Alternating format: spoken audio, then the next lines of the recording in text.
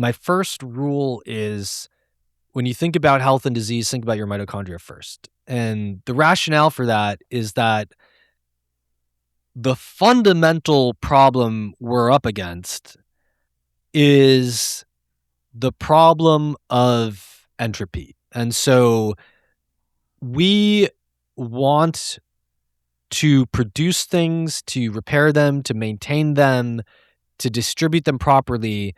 And the laws of physics are working against us. And that's why we age. That's why things start to fall apart as we age and why we inevitably die. Mm-hmm. And everything that we do to maintain our bodies in the shape that we started out with, not exactly the one we started out with, but the one that we had at our peak, is extremely energy intensive, and it's all about delivering energy. Now, there's a fundamental interaction with nutrients in that the essential nutrients are, so like literally everything in our body is either something that we ate or is something our mother ate when she was carrying us or nursing us, or was made from something that she had eaten before that. Mm-hmm. And there are, no, I think that's fair to say. Okay. I was going to say you could argue that some of the things some of the gases that we inhale and exhale are being incorporated into things, but probably pretty it's essentially everything that we're eating. Negligible amount.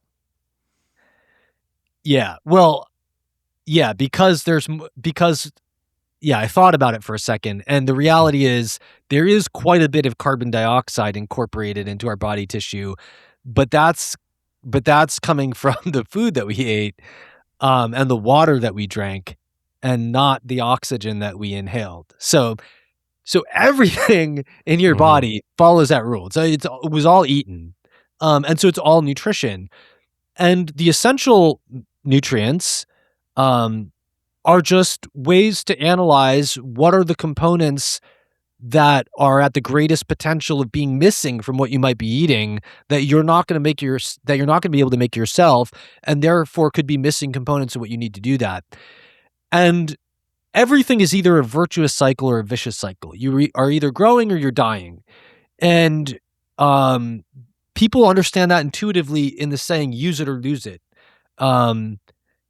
But it's much broader than that, because it also applies to everything that is subconscious, that is involuntary.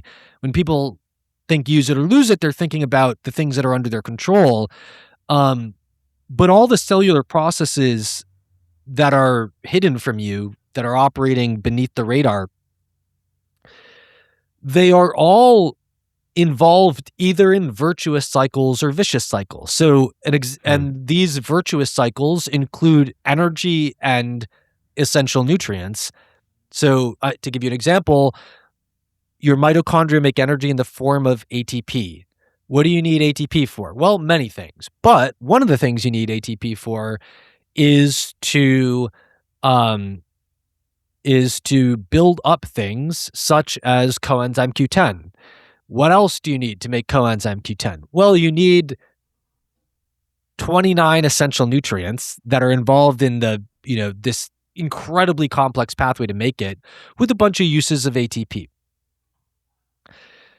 Then what do you need CoQ10 for?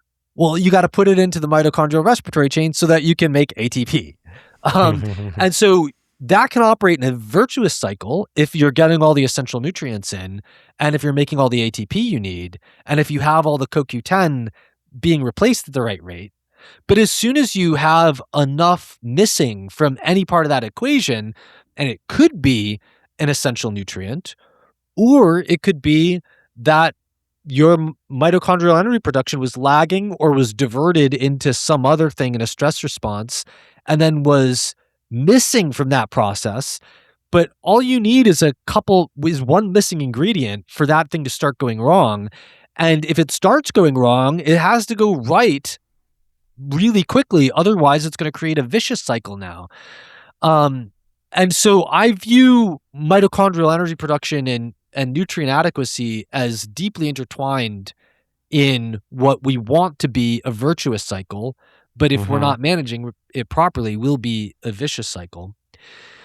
But in terms of why I launched the Mitome test, it's because I have done on hundreds of people comprehensive nutrient status testing. I've done whole genome sequencing. I've done amino acids, organic acids, and much more, metabolomics, um, all in cross-referenceable data sets, along with mitochondrial respiratory enzyme testing. And what I found is that if I, in thinking about how could I get 80% of the results at 5% of the cost, Mhm. um, the respiratory chain testing really stood out just from an empirical standpoint. And when I try to fit that into a model of why that would be the case, it fits very cleanly into the way that I think of mitochondrial respiratory chain as the final destination for the food that you're eating to become the central currency of energy that is used to do, to do everything else. And if we go back and look at even just nutrient adequacy, um, you can't activate vitamin A without mitochondrial respiratory chain function because as the respiratory chain makes ATP, it also oxidizes NADH, and you need NAD, the oxidized form, in order to convert retinol to retinoic acid. So you can get enough vitamin A, but you're not making it. A lot of B vitamins, their retention in the intestines and then their retention in the body. So absorbing them and not peeing them out is highly dependent on ATP because they're trapped in the cell by ATP. So if you don't have enough ATP, you're not going to convert thiamine to thiamine pyrophosphate. If you're not going to phosphorylate riboflavin, et cetera. And so you wind up in a situation where um, you need good mitochondrial function to get those nutrients in the same way that you need those nutrients for good mitochondrial function. Okay. I've done a lot of work on, well, I'll turn it back to you at that point. Yeah, I think that's fascinating. It's so complicated. But if I'm hearing you correctly, the mitochondrial functioning and the nutrient adequacy are intertwined. You need both. I'm really interested to know, though, you could get a test that tells you maybe your mitochondrial function is poor or good or whatever. Do you get into the specifics, I assume you do, of in what ways is it struggling? In what ways do you maybe need certain nutrients or do you need to change things, right? Does it give you guidance on what to do Yeah, next? that is exactly what it is. So I've seen some mitochondrial tests where it's, evaluating the function, how good is it, how bad is it? And it's kind of like, okay, but why would I do anything different based on these results than I would based on any other results? And Mhm. I think that's kind of unclear, but I'm a big, as much as I was saying that we should be focusing on more data, not less, I am also, alongside that, a big believer that people don't primarily need more data. They primarily need less noise and more actionable interpretation of the data that they have. Right. So Mm. if I were to pick whether the average person would be better, like if I had to choose between better interpretation of the data that they have at their disposal versus more data, I would choose better interpretation of the data that they have at their disposal because I don't think most data that people are collecting is being very effectively translated into empowering, actionable things. And I do, and there's a lot could be said about why that is because the pharma medical industrial complex insurance, the pharma medical insurance industrial complex is sort of in charge of the data generation. So that's part of, I guess, I mean, a lot of people would disagree with what I just said. They would say, "What do you mean? I put them on a statin every time I see their high cholesterol."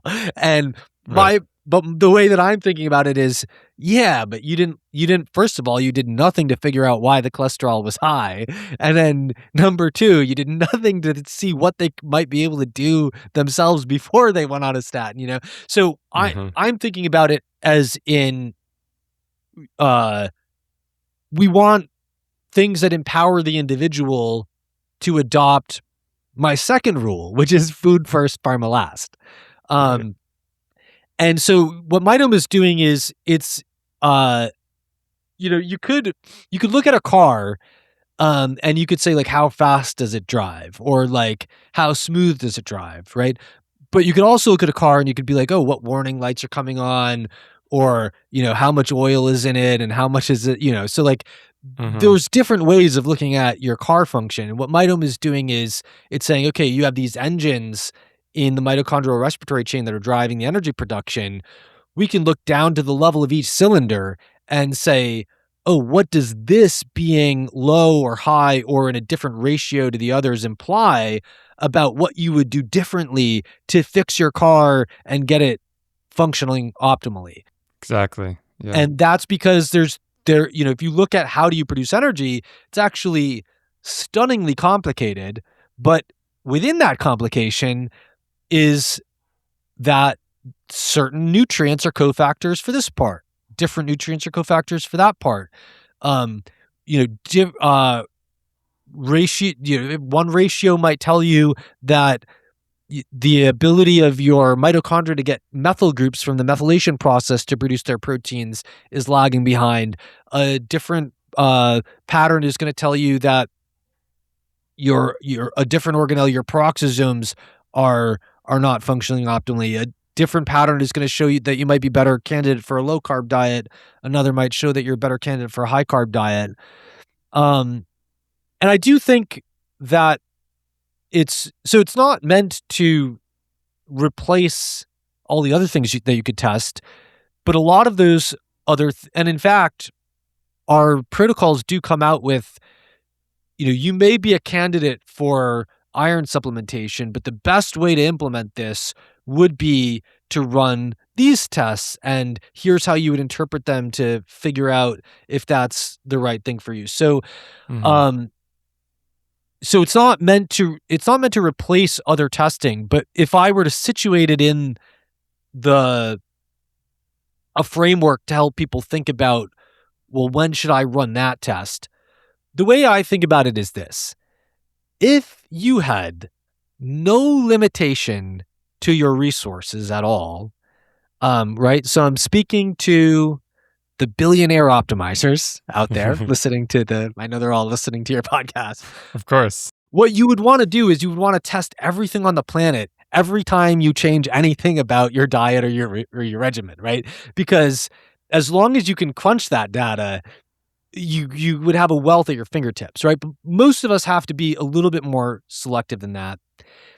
And so I think that for someone who's kind of middle of the road, I would say that if your goal is I don't want to not run tests because of my budget. I want to make a budget for testing all these things, but I want to do them at the right time. Then what I would say is first, look at your diet because it's free.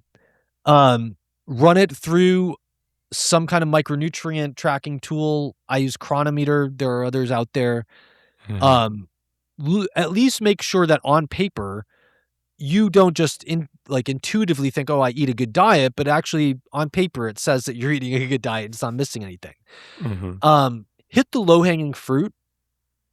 If you do a dietary analysis and you're like, oh wow, I'm getting 3 times less riboflavin than I should be, start incorporating more riboflavin foods, right? Because you don't want to spend resources on a test that's going to tell you that maybe you need more riboflavin when you could have just looked at whether you were eating any in the first place. Yeah. And then do broad nutrient status checking, right? My riboflavin looks good on paper, but the markers say I'm not getting enough. Um, do your best to optimize with those things. And then I think at that point you run Mitome because then that says, well, I did the best job that I could to get everything that I know that I can optimize optimized. But now, despite that, my carb metabolizing pathway really looks like crap and my fat metabolizing pathway looks better. Maybe there's a genetic reason behind that makes me a candidate for that type of diet or something like that. Mhm. Um, I think for people who are being hyper conservative, they're like, I really don't, because I just said run comprehensive nutritional screening. In general, comprehensive nutritional screening is, if you're paying out of pocket, is going to run you probably $2,000 to $2,500. You can do, if you have insurance that Blue Cross Blue Shield will cover Genova products, and that can help you out. But the average person's insurance, if it's good enough to cover, um, if it's good enough to cover routine testing at Quest or LabCorp, you could take probably 30% of a comprehensive nutritional screening and you could put it into that bucket. But you still, and on my website, I have a comprehensive nutritional screening. I have an ebook called Testing Nutritional Status, the Ultimate Cheat Sheet on how to interpret that. But you could learn a lot from what you could measure at Quest, but there are other things that you really do want to measure as functional markers. So it is going to, no matter how you do it, if you do it comprehensively, it will cost you some money. And I do think that if for someone who is trying to save money, one of the benefits of the Mitochondrial protocols is that we can narrow down what markers do look like they would be good to measure that would relate to your mitochondrial health. So I think that if you're, so the kind of like test everything all the time, that's one approach. The Mhm. kind of structured, layered one would be, look at your diet first, look at your nutrient markers second, look at mitome third. But there are people where I would say, well, look, if you don't want to run the comprehensive screening, you can look at how your mitochondria is functioning now, and we can narrow down what nutrient status tests you might want to run. But I will say that I think I if I were to reflect over the last 20 years, I think one of the biggest wastes of money I've ever engaged in it has been not testing things because it would be expensive. And I think that because and granted, like if you're in a position where you would have no idea what to do with the data, then that's not me, right? But for Yeah. me and for the people that I can help interpret the data, um, I wish, for example, that I ran whole genome sequencing 10 years before I did, because there's so much like the cost of going down false leads and getting stuck in rabbit holes that you could have had a quicker resolution to is just like, it adds up so much more than anyone thinks it does, that when you're looking at like 5 years from now, where am I going to be with results, and how would I have gotten there the fastest with the least amount of cost spent? I think investing in high quality information and the interpretation of that information is a greater upfront cost, but it saves money in the long run, and it increases performance like dramatically in the area under the curve over the next 5 years.